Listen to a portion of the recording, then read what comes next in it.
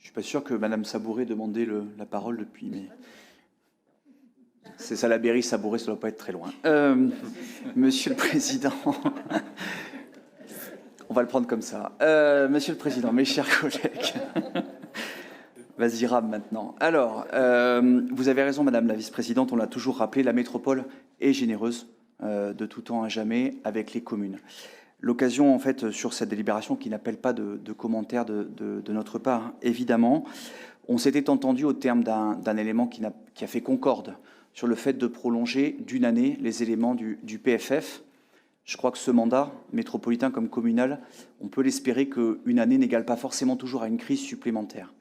Je voudrais, au travers de cette délibération, Monsieur le Président, Madame la Vice-Présidente, on n'a plus que quelques mois maintenant pour essayer de réfléchir à quels pourraient être les éléments de répartition entre nous pour le PFF 2023, appeler à, comme on l'a fait pour cette année, un travail rapide, très pratique, sur quels pourraient être les éléments que l'on pourrait mettre en œuvre, ne serait-ce que pour une année, pour le pacte financier et fiscal. On a beaucoup parlé tout à l'heure des éléments vis-à-vis de l'État, vis-à-vis de tout ça.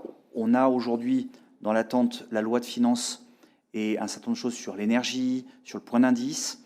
Ne pourrait-on pas imaginer, puisque vous avez souvent parlé, Monsieur le Président, de solidarité entre les communes, en rajoutant aussi que la métropole ne pouvait pas tout payer, imaginer que pour un temps, notamment vis-à-vis de cette crise énergétique, on n'ait pas une solidarité plus forte de la métropole vers les communes. Forcément, ça se fera au détriment d'autres choses, mais quelles que soient les tailles, et à mon avis, peut-être les plus petites communes en seront que plus impactées, on pourrait imaginer ensemble un mécanisme temporaire pour aider les communes à passer le cap. On va nous demander de beaucoup investir, notamment dans le cadre du Grand Plan Vert. On a besoin de faire des investissements pour faire ça. Ça ne peut pas marcher si le fonctionnement n'est pas équilibré, et on pourrait peut-être imaginer quelque chose qui, temporairement, encore une fois, puisse venir de la métropole vers les communes pour nous aider à passer le cap des 2-3 ans qui viennent. Ça serait, je pense, la meilleure des preuves, bien plus qu'un débat pendant 1 heure sur une délibération qui n'existait pas, la meilleure des preuves que l'on peut continuer à être solidaire ensemble de l'ensemble des communes. Voilà, Monsieur le Président.